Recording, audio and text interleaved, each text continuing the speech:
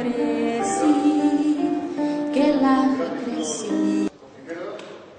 y consejeras, por participar en este acto de adhesión, de apoyo, de divulgación de este reto que hemos asumido en la ciudad, que es ser capital europea de la cultura en el año 2016.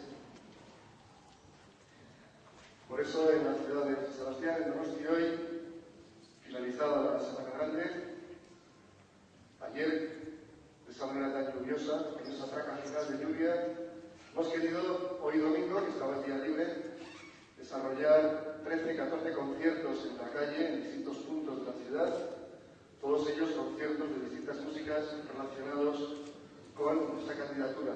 Pues olvidaste yo, de la cultura para el 2016. tus ojos en un eléctrico ardor, los bellos ojos que tanto adoré. Esta noche, amiga mía, el alcohol nos ha embriagado. ¿Qué me importa que sea vida?